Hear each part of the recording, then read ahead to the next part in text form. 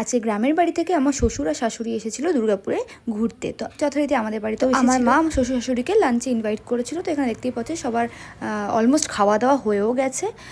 তো তাই একটু ছোট্ট ক্লিপ নিয়েছিলাম। আর তারপরে যেহেতু আমাদের সামনে বিয়ে একদম চলেই এলো, তো বিয়ের কী শপিং এখনও অবধি করেছি সেগুলোই তাদেরকে দেখাচ্ছিলাম, কারণ তারা তো শপিংগুলো দেখেনি, কারণ আমরা দুর্গাপুর থেকেই বেশিরভাগ শপিং করে নিয়েছি। তো যেহেতু তারা অনেকটাই দূরে থাকে তো ওরা দেখতে পায় না, ভিডিও কলের মাধ্যমে যেটুকু বুঝতে পারে তো সেইটুকুই। তো ভিডিও কলে দেখা আর সামনাসামনি দেখার মধ্যে অনেকটাই তফাৎ থাকে। তো মাকে আর বাবাকে দেখাচ্ছিলাম যে আমরা বিয়ের জন্য কী কী কিনেছি। এখানে হাফ পর্ব শেষ করে সুটকেস খুলে নিয়েছিলাম, দেখতেই পাচ্ছ এখানে সুটকেস ভর্তি শাড়ি আছে।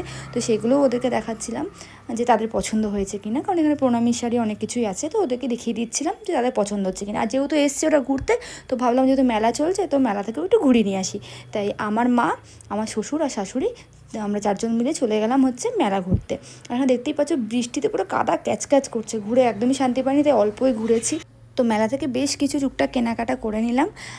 যেহেতু প্রথমবার আমার শাশুড়ি রথের মেলায় এসছে দুর্গাপুরে, তো কেনাকাটা তো ম্যান্ডেটারি।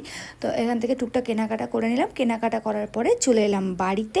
আর আজকের ভিডিওটা তোমাদের কেমন লাগলো আমাকে কিন্তু জানাতে একদম ভুলবে না। দেখা হচ্ছে তোমার সাথে নেক্সট কোনো ভিডিওতে। টাটা।